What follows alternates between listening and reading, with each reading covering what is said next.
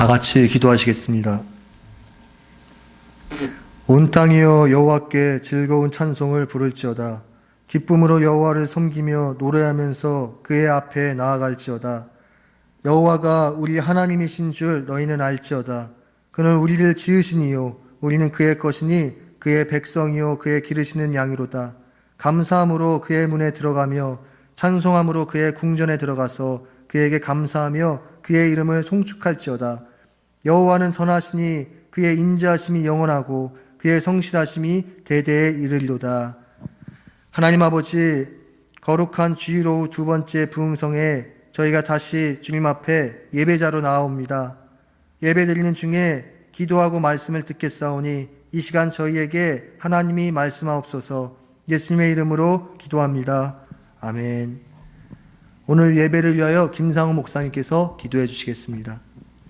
자비하시고 거룩하신 하나님 아버지, 주님의 사랑과 은혜를 생각할 때 찬송드리고 찬양드리며 감사드립니다. 부흥의 첫날 두 번째 예배로 하나님께 영광 돌립니다.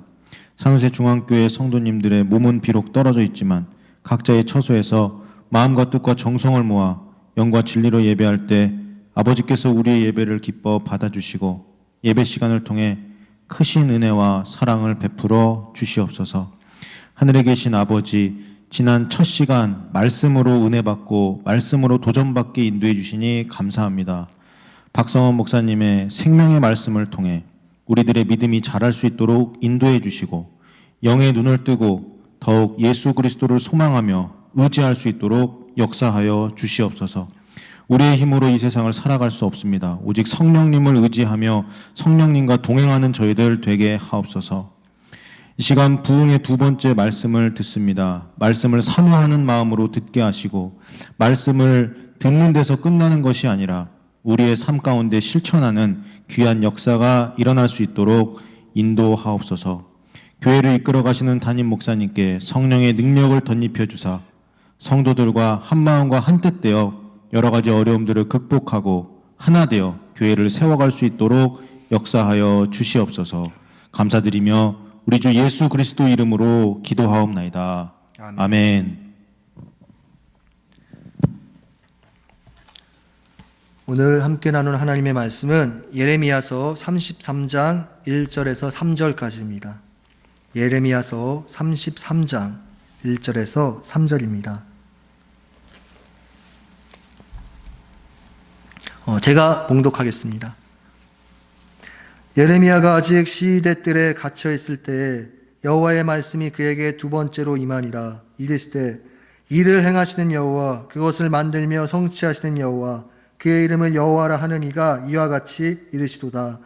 너는 내게 부르짖으라. 내가 내게 응답하겠고 내가 알지 못하는 크고 은밀한 일을 내게 보이리라. 아멘. 이 기록된 계시의 말씀을 봉독할 때 살아계신 하나님의 음성을 다 함께 들을 수 있으시기를 바랍니다. 오늘 두 번째 시간입니다. 제 얼굴이 조금은 더 익숙해지셨겠죠? 예.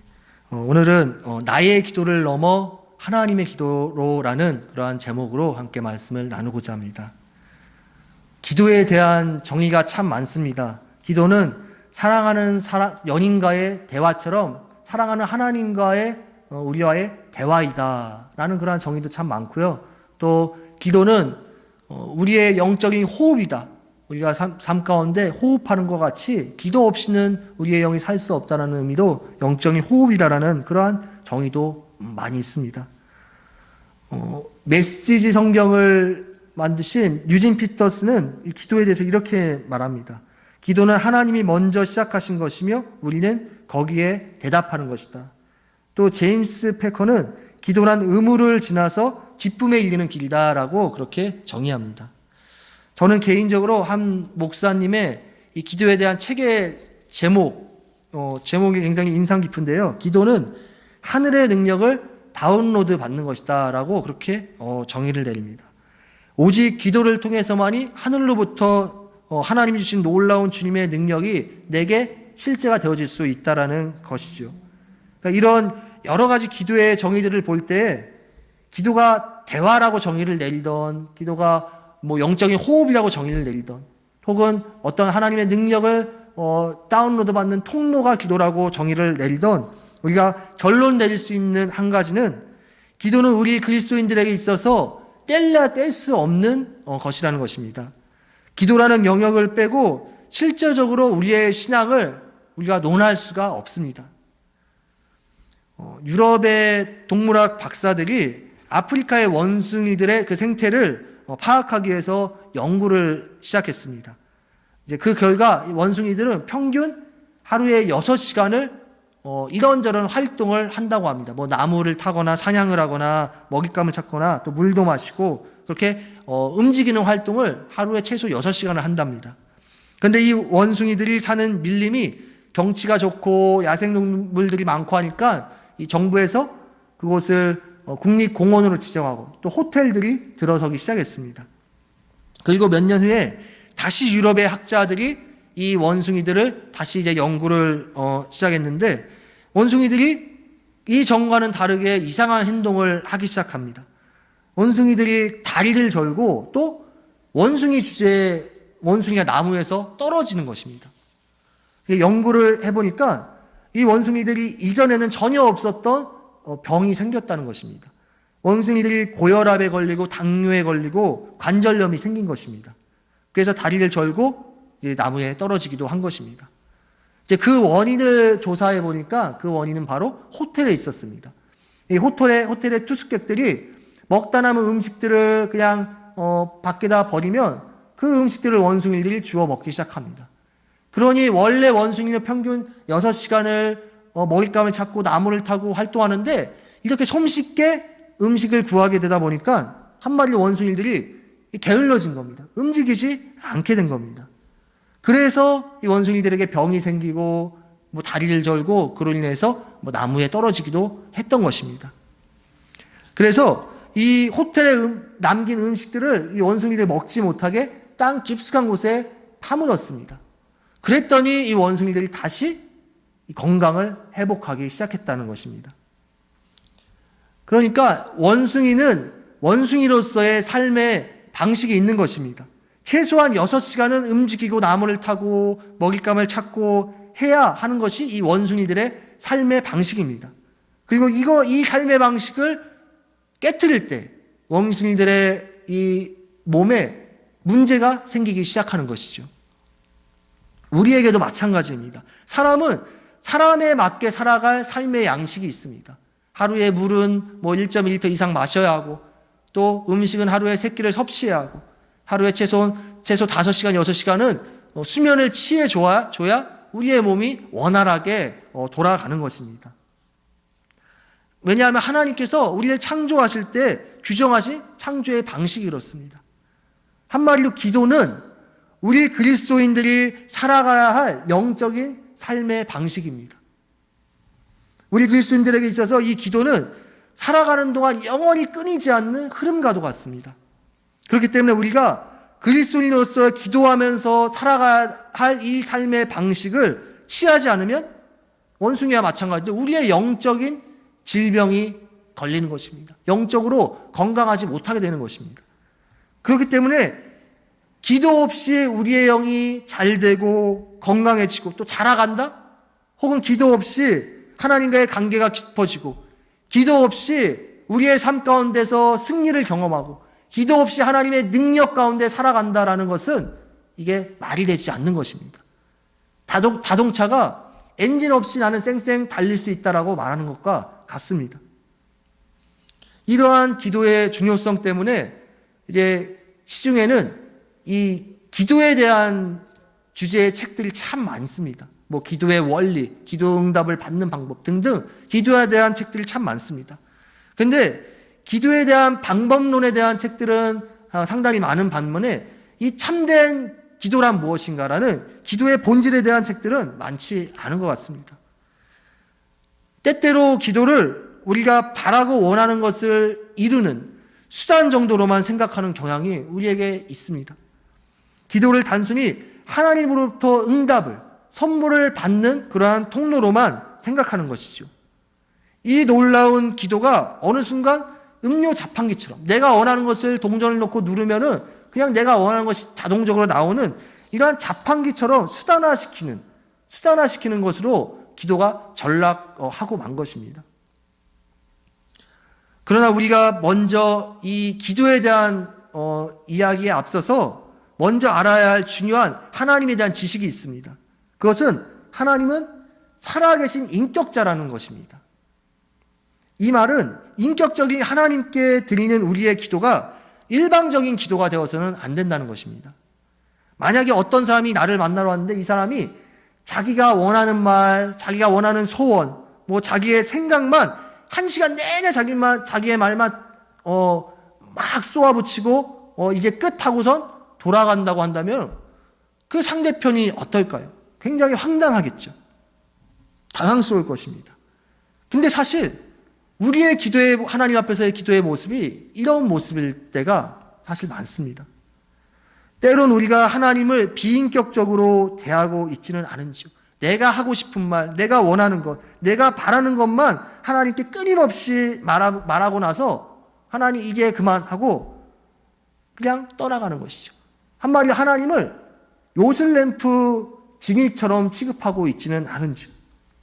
하나님은 요술램프 진이가 아닙니다. 그저 우리가 원하는 소원을 말하면은 그 소원을 뚝딱 들어주고 램프 속으로 쏙 들어가는 그런 비인격적인 분이 아니십니다. 하나님은 인격적인 분이십니다. 하나님은 무엇보다 기도를 통하여서 우리와 관계 맺기를, 대화하기를 간절히 원하고 계신 분이십니다. 그러니까 비인격적인 관계는 일방적입니다. 그러나 인격적인 관계는 어떻죠? 쌍방향입니다. 서로의 마음을 주고받는다는 것입니다. 요술램프 진이는 내가 악의적인 것 혹은 결과적으로 나에게 유익이 되지 않는 결과가 나오는 소원이라고 할지라도 이 진이는 그 소원을 들어줍니다. 상관없이 무조건 들어줍니다. 그러나 하나님은 그렇지 않죠. 그렇기 때문에 우리가 하나님께 기도할 때 하늘에서 돈다발이 떨어져서 일확천금을 누리게 해주십시오. 혹은 내가 누군가를 미워하는 저 사람이 벼락 맞아서 죽게 해주십시오라는 그런 허무맹랑한 기도를 하나님께 우리가 하지는 않습니다. 왜냐하면 하나님이 이런 기도를 들으시는 그러한 존재는 아니시라는 것을 우리는 잘 알고 있기 때문이죠. 바로 하나님은 인격적인 분이시기 때문입니다. 오늘 본문은 하나님과의 인격적인 기도에 대해서 사실 우리에게 깊은 교훈을 주고 있습니다. 오늘 본문절인 33장 3절 말씀만 우리가 다 같이 한번 좀 읽어봤으면 좋겠습니다. 함께 읽겠습니다. 너는 내게 부르짖으라. 내가 내게 응답하겠고 내가 알지 못하는 크고 은밀한 일을 내게 보이리라. 아멘. 이 본문 예레미야 33장 3절은 하나님께 직통으로 전화하는 하늘나라의 전화번호라고 이렇게 불릴 정도로 이 기도 응답에 대한 본문으로 굉장히 유명한 많이 쓰이는 본문이죠. 그러나 이 본문은 단순히 우리가 소원함을 가지고 하나님께 아뢰면은 하나님이 들으신다라는 그러한 단순한 의미를 넘어서는 더 깊은 의미를 담고 있는 그런 보화와 같은 본문입니다. 먼저 하나님은 우리에게 부르짖을 것을 말하고 계시죠.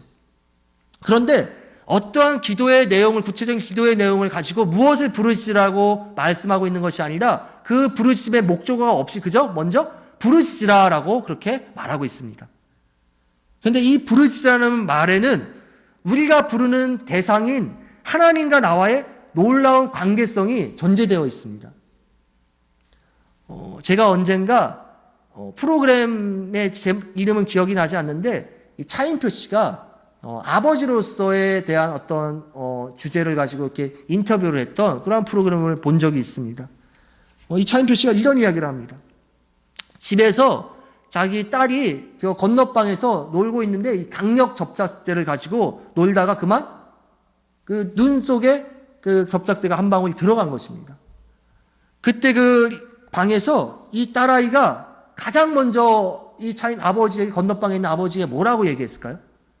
그 순간 이 딸이 아빠라고 그렇게 비명을 질렀다고 합니다. 그리고 이 차인표 씨는 어떤 상황인지 모르지만 이 딸의 부르짖음이 뭔가 위급한 상황이라는 것을 이미 감지하고 잽싸게 건너방으로 달려가서 이제 응급실로 데리고 가게 되었다고 합니다. 그러면서 딸이 아빠 나 실명하면 어떡하지? 실명하면 어떡하지라고 그게 두려워하고 있을 때 그 딸의 두 손을 꼭 잡아주면서 딸아 걱정하지 마. 너 만약에 문제 생기면은 아빠는 빼어서 줄 테니까 아무 걱정하지 말라고 그렇게 딸을 위로했다라는 그러한 이야기를 한 적이 있습니다. 물론 일사천리로 그렇게 응급처치를 했기 때문에 크게 문제는 없었다고 합니다. 이 차인표 씨의 딸이 이 위급 상황에 한 일은 무엇입니까? 한 가지입니다. 그저 아빠라고 그렇게 부르짖는 것이었습니다. 딸이 만약에 아버지한테 가서 아버지 제가 어쩌 이렇게 놀다가 이 접착대가 저의 부주의로 인해서 접착대 한 방울이 눈 속에 들어가서 제가 지금 실명을 이기에 있어라고 이래저래 구구절절하게 아버지에게 말할 필요가 없이 그저 그 순간 아빠라고만 말하면은 아버지가 다 알고 그렇게 그 상황을 해결해 주는 것이었습니다.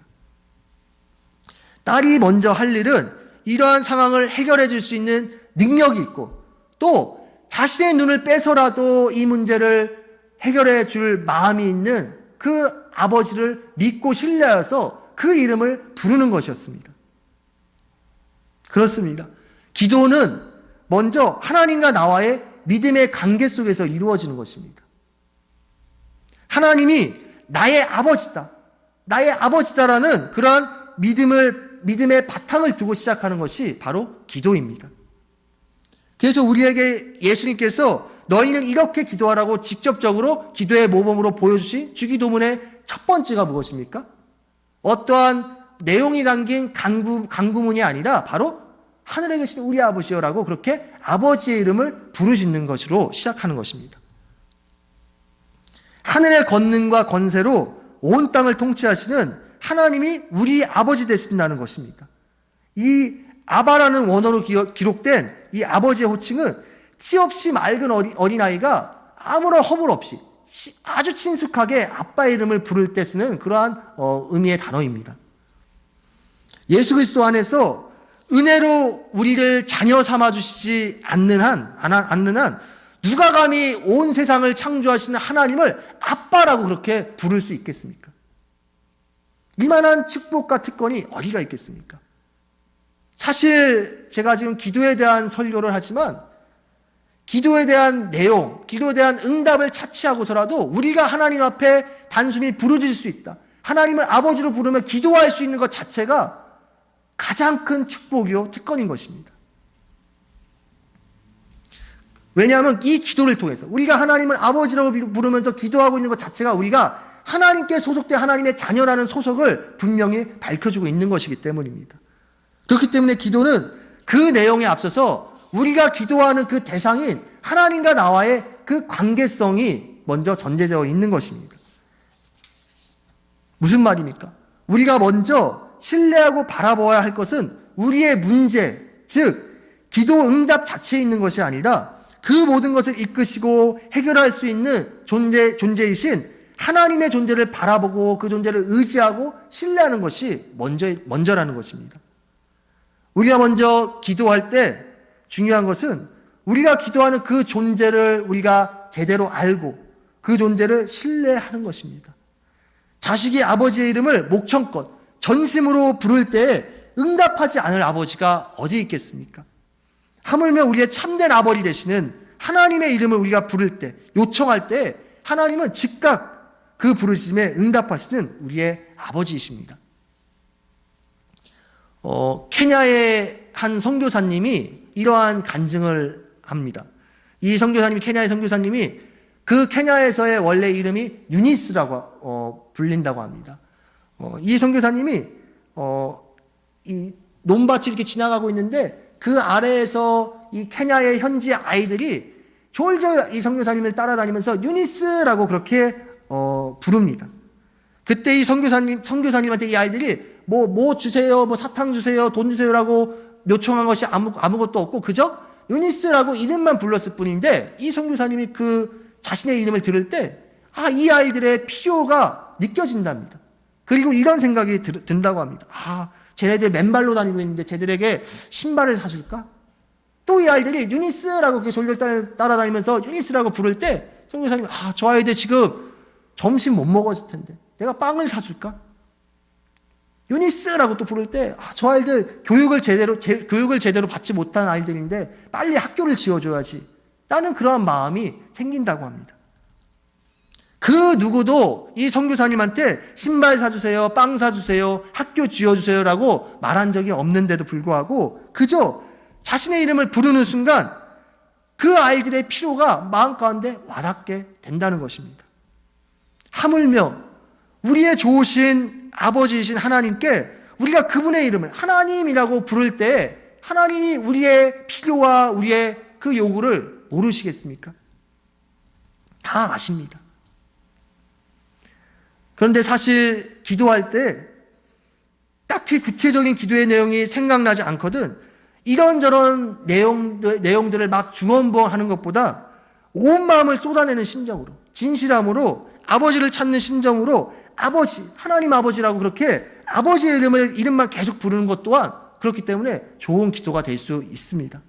왜냐하면 우리의 이 작은 신음조차도 하나님은 다 아시기 때문입니다. 우리가 우리의 온 전심을 담아서 아버지라고 부를 때 그 아버지라는 그 한 문구 안에 담긴 우리의 아픔과 고뇌와 그 모든 것들을 하나님은 다 알고 계십니다. 그렇다면 우리가 이 기도하는 그 존재가 그 아버지가 더 구체적으로 어떠한 분이십니까?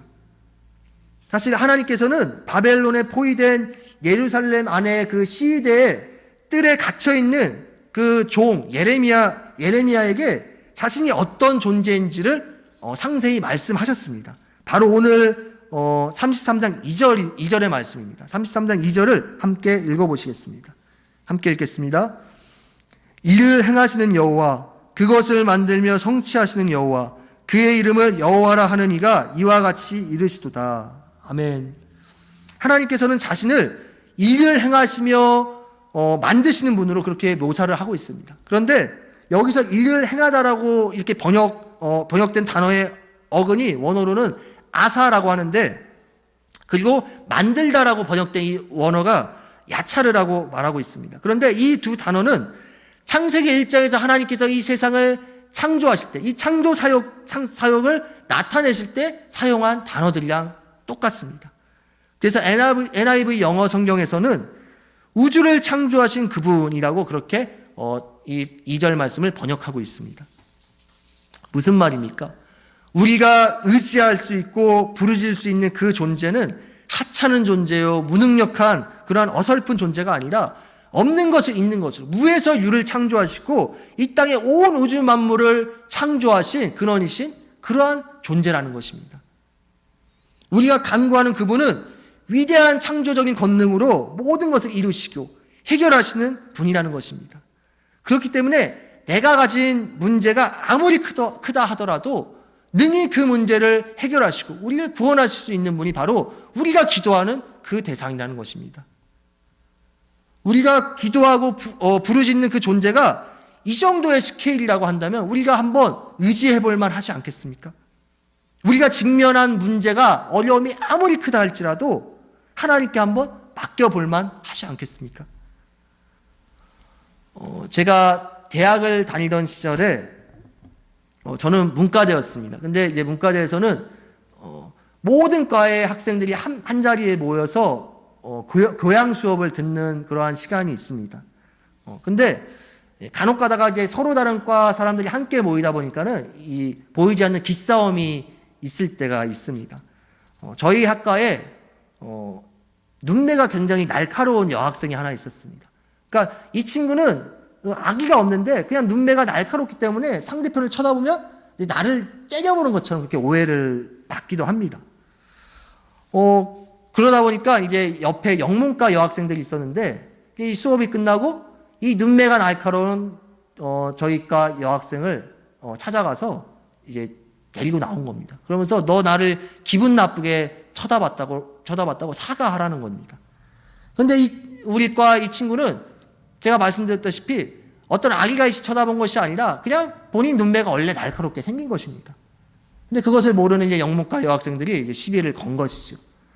그때 저희 과의 과 대표 남자 이 학생이 이제 그 사이를 중재하면서 화해하라고, 서로 그러지 말고 좋게 갑시다라고 이렇게 화해를 중재를 했습니다. 그런데 이 영문과 학생들이 이 화해하라고 할 때 그냥 같이 하면 좋은데, 이 남자 이 과대에게 넌 뭐야, 넌 빠져, 재수없게 라고 그렇게 말한 것입니다. 참고로 제 친구인데요, 이 과 대표는 이 조치원에서 굉장히 유명한 주먹입니다. 이 덩치도 엄청 크고요, 그냥 봐도 이 인상이 그냥 무기인 그러한 친구입니다. 근데 이 친구가 처음에는 좋게 그렇게 중재를 도모하더니 이제 무시를 당하니까 이 잠자는 사자의 본능이 나온 겁니다. 그 순간 이 친구가 팡 터지면서 그 자리에 있는 수백 명의 학생들이 다 이제 한 번에 주목을 받게 된 것입니다. 그랬더니 이제 영문과 학생들이 그때서야 이 상황을 파악을 하고는, 이 여학생들이니까 얼마나 무서웠겠습니까? 남자 학생이 막 화를 내니까. 그러니까 눈물을 흘리면서 지나가는 자신의 학과 선배, 남자 선배에게 막 울면서 선배님 도와주세요 하면서 그렇게 이제 도움을 요청하는 것입니다. 누가 나를 이렇게 무섭게 해요라고 이렇게 도움을 요청했습니다. 그때 이제 남자 이 선배가 이제 여자 후배들이 그렇게 도움을 요청하니 얼마나 이제 멋있게 보이고 싶은 마음이 있겠습니까? 제가 옆에서 이제 보고 있었는데, 누구냐고, 내가 도와줄게, 누구냐고 다 말하라고, 내가 가서 혼내준다고. 그래서 이 영문과 학생이 이제 제 과대 친구를 향하여 손짓을 했을 때 저 학생이라고 손짓을 했더니, 이 기고만장하던 선배가 이렇게 얘기를 합니다. 그냥 네가 참자. 우리가 의지할 대상이 우리의 문제를 해결할 능력이 없는 존재라고 한다면 우리는 부르짖는 것이 의미가 없는 것입니다. 그러나 우리가 의지하는 그 존재는 이 세상의 어떠한 문제보다도 크신 전능하신 창조주이십니다. 그분은 당신이 작정하신 것은 이루지 못할 것이 없으신 분이십니다. 뿐만 아니라 2절에서 하나님께서는 여호와라는 그 자신의 신명을 거듭하여 3번이나 그렇게 사용을 하셨습니다. 이 여호와라는 말은 문자적으로는 이제 스스로 존재하는 분이라는 그런 의미로서 피조된 존재와는 구별된 스스로 자족하시고 존재하시는 그러한 특별한 존재라는 것을 말해주는 신명입니다. 그래서 출애굽기에서 모세에게 하나님께서 이 신명을 드러내셨죠. 그런데 또 동시에 이 여호와라는 신명이 이스라엘 백성들에게 말하여질 때는, 계시될 때는 자기 백성에게 언약을 주시고 그 언약을 반드시 성취하시는 그러한 분이라는 것을, 그러한 분의 의미를 담고 있는 신명이기도 합니다. 우리가 아버지라고 부르짖고 의지하는 그 존재가 능히 모든 우리의 문제들을 해결할 만한 능력이 있으신 분이실 뿐만이 아니라 기꺼이 우리의 아버지 되셔서 우리의 문제를 해결해 주시고 우리의 기도에 신음에 응답하시고자 하는 그러한 분이 바로 하나님이라는 것입니다. 능력은 있지만 우리의 부르짖음에, 상황에 전혀 관심이 없고 응답하고 성취할 의지가 없는 그러한 지존자라고 한다면 그 또한 우리가 부르짖을 의미가 없는 것입니다. 그러나 그분은 좋으신 우리의 아버지 되십니다. 우리를 사랑하시고 좋은 것을 주기를 원하시는 분이십니다. 그런 하나님의 존재를 알고 부르짖으라는 것입니다. 의지하라는 것입니다. 근데 여기서 이 부르짖으라는 말은 단순히 큰 소리로 악을 써가면서 고함친다는 그러한 의미가 아니라 나의 모든 감정을 하나님께 온전히 집중하여 전심을 다하여 부르짖다라는 그러한 의미를 담고 있습니다. 우리가 하나님의 존재를 알고 신뢰함으로 간절한 심령으로 하나님께 나아갈 때 하나님은 반드시 우리의 부르짖음에 응답하십니다. 그런데 조금 더 우리가 깊이 들어가서 우리는 대체적으로 무엇을 부르짖습니까? 우리의 기도의 주된 내용이 무엇입니까? 사실 성경은 한낱 인간 자신의 소원 성취를 위해서, 자신의 육적인 그러한 욕심과 인간적인 뜻을 위해서 하나님 앞에 어린아이가 땡깡 부리듯이 그렇게 부르짖으라고 말하고 있지 않습니다. 초두에 말씀드렸듯이 하나님은 요술램프 지니가 아니십니다. 하나님은 인격적인 분이시기에 자녀된 우리와도 인격적인 관계로 만나기를 원하십니다. 그런데 그런 하나님의 마음은 외면한 채 혹 나의 생각, 나의 뜻, 나의 소원만을 가지고 맨날 하나님께 땡깡 부리듯이 일방적으로만 하나님께 부르짖고 있는 기도를 하고 있지는 않은지요. 사실 진짜 기도라는 것은, 성경적인 기도는 나의 원함, 나의 문제, 나의 뜻, 나의 생각들을 하나님께 관철시켜서 하나님의 마음을 우리가 관철시켜서 하나님의 마음을 변하게 하는 것이 기도가 아니라, 기도를 통하여, 기도를 하면 할수록 하나님의 뜻을 우리가 깨닫고, 그래서 나의 뜻이 하나님의 뜻에 점점 맞춰져 가는 것이 참된 기도라는 것입니다. 그렇기 때문에 참된 기도는 곧 하나님의 뜻에, 하나님의 원하심에 내가 굴복하는 것이 기도입니다. 그래서 사실 참된 기도와 하나님의 뜻을 분별하는 것은 굉장히 깊은 연관성이 있습니다. 이 부르짖으라는 말을 제가 CEV라는 영어 성경으로 한번 찾아봤더니 askme라고 표현을 하고 있습니다. ask가 무슨 뜻입니까? 물론 요청하다, 구하다라는 뜻도 있지만 1차적인 뜻은 물어보다, 묻다라는 뜻이 있죠. 물어보라는 것입니다.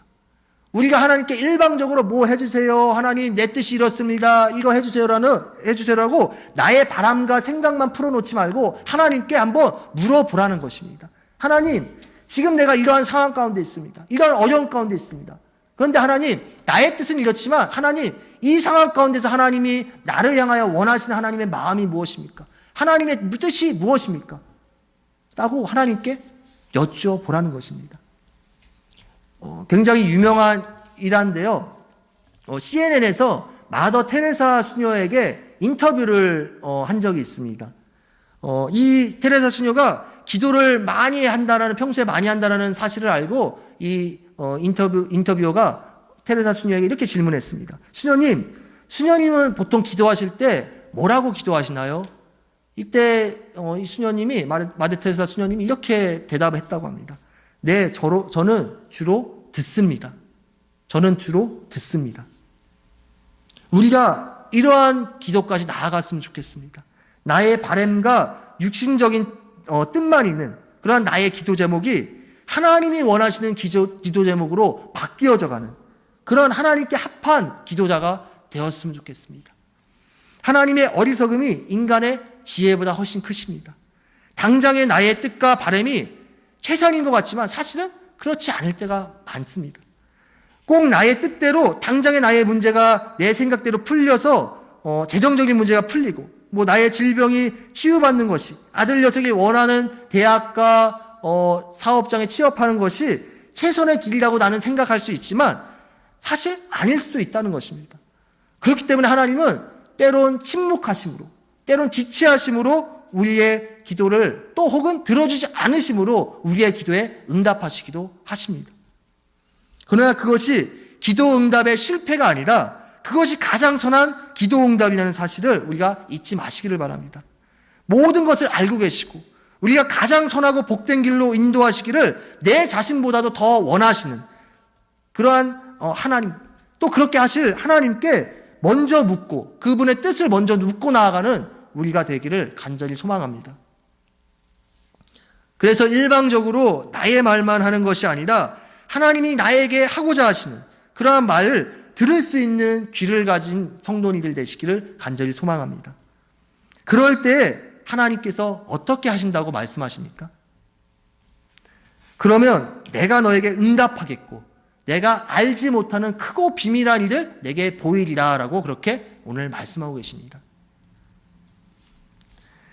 하나님은 우리가 당신을 신뢰함으로 부르짖을 때, 기도할 때 반드시 응답하시겠다고 약속하셨습니다. 우리의 작은 신음에도 반응하시고 우리에게 시선을 돌리시는 그 하나님을 신뢰하시기 바랍니다. 그런데 어떻게 응답하신다고요? 우리가 알지 못하는 크고 은밀한 일, 비밀한 일을 나타내시겠답니다. 이 본문에서도 우리가 알 수 있듯이 기도의 응답은 내가 이미 정해놓은 답, 내가 소원하는 것을 하나님으로부터 다시 확인하는 것이 기도의 응답이 아니라 내가 전혀 모르는 하나님이 계획하신 비밀하고 놀라운 것들을 보이시는 것이 기도의 응답이라는 것입니다. 그러니까 내가 2 더하기 2는 4라는 답을 이미 가시고 하나님께 기도하면서 하나님께 재차 4라는 답을 얻는 것이 기도의 응답이 아니라 그 답이 사가 아닐 수도 있다는 것입니다. 그러나 우리가 실망하지 말 것은, 실망할 필요가 없는 것은 하나님의 응답은 내가 생각하는, 내가 원하는 그 사를 훨씬 넘는 천이 될 수도 있고 만이 될 수도 있다는 것입니다. 여기서 이 비밀한 일은 우리 인간의 이성으로는 측량할 수 없는 그러한 일을 의미하고 있습니다. 그래서 이것을 킴제임스 버전 성경에서는 mighty things라고 그렇게 번역하고 있습니다. 즉 위대한 일이라는 것이죠. 하나님의 응답은 인간의 그 협소하고 깨알 같은 그런 이성적인 수준을 초월합니다. 우리가 도저히 생각지도 못한 방법으로 하나님은 역사하신다는 것입니다. 오늘 본문의 역사적인 정황 속에서 이 크고 비밀한 일은 바로 이 바벨론의 압제 가운데 있는 유다의 회복을 말하고 있습니다. 그리고 더 나아가서는 이 땅, 이 인류 가운데 이 인류를 구원하실 예수 그리스도의 구원의 회복을 상징하고 있습니다. 지금 이 시기는 32장, 예레미야 32장 이전의 말씀처럼 바벨론이 예루살렘에 포위되고 있는 그러한 상황입니다. 그러나 하나님은 예레미야를 통하여서 말씀하시는 것은 너희가 당장은 너희의 죄악으로 인하여서 바벨론에게 패망할 것이지만 70년 후에 내가 너희를 다시 이끌 것이다. 다시 회복할 것이다. 라고 그렇게 하나님의 계획을 드러내시는 것입니다. 이 하나님의 놀라운 구원 계획은 사실 그 당시 이스라엘 백성들에게는 감춰져 있었던 것입니다. 그들은 처음에는 자신들이 바벨론의 노예로 끌려갈 것을, 그들에게 패망할 것을 생각하지도 못했고, 또 반대로 그들에게 노예로 1차, 2차 노예로 끌려 포로로 잡혀갔을 때에는 다시 하나님이 노예로부터 회복할 것이라는 그런 소망과 기대도 없었습니다. 이러한 놀라운 하나님의 구원 계획은 백성들에게는 알지 못하는, 전혀 깨닫지 못하는 감추어진 비밀이었던 것입니다. 그러나 기도하는 자들에게는 그 비밀하신 그분의 구원의 뜻을 밝히 보이시겠다라고 그렇게 말씀하고 계신 것입니다. 그렇기 때문에 우리가 기도하면 할수록 우리는 우리의 상황이 어떠하든 절망과 낙담 가운데 있는 것이 아니라 하나님의 그 구원의 놀라운 것들을 바라보며 소망하며 나아갈 수 있다는 것입니다. 그러므로 어떠한 상황에서도 절망치 말고 당신께 부르짖으며 나의 뜻을 물으라고 명령하시는 것입니다. 내가 원하는 답을 구하고 나의 뜻을 확인받는 기도보다 하나님의 뜻을 구하는 기도를 할 때 그 기도에 대한 응답은 나의 생각과 나의 그 협소한 이성과 경험을 초월하는 놀라운 하나님의 뜻과 계획을 우리에게 드러내시겠다는 것입니다. 말씀을 마무리하고자 합니다.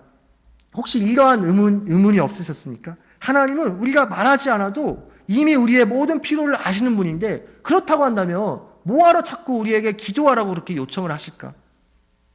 심지어 우리가 구하지 못하는 것까지 다 아시고 채우시는 분이 하나님이라고 하시는데 왜 굳이 그렇게 계속 우리에게 부르짖으라고 기도하라고 우리에게 요청을 하실까라는 의문이 아마 있으셨을 것입니다. 하나님과 우리는 바로 인격적인 사랑의 관계이기 때문입니다. 사실 하나님이 우리에게 진정 원하시는 것은 바로 기도를 통하여서 우리가 하나님께 나아가는 것 자체입니다. 기도를 통하여서 하나님과 깊은 관계를 맺는 것을 하나님은 사실 진정으로 원하고 계십니다. 제가 첫 번째 사역을 시작했던 곳이 경기도 화성에 소재하고 있는 교회입니다. 그곳은 이제 시골에 위치해 있는 교회였습니다. 그래서 제가 또 그 당시에는 결혼을 미혼인 상태였기 때문에 그 시골에 혼자 살면서 사역을 하면서 사실 이제 굉장히 좀 외로움이 있었습니다. 그리고 개인적으로 또 기도의 어떤 제목을 가지고 간절히 기도했던 어떤 시기가 있었습니다.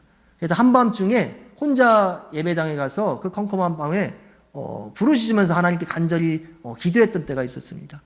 근데 한 번은 저 혼자 이제 불을 끄고 간절히 가슴을 치며 기도하는데 나름대로 정말로 간절하게 정말로 마음을 다해 전심으로 기도를 하는데도 이 기도가 벽을 치는 것과 같이 그렇게 답답함이 느껴지는 것입니다.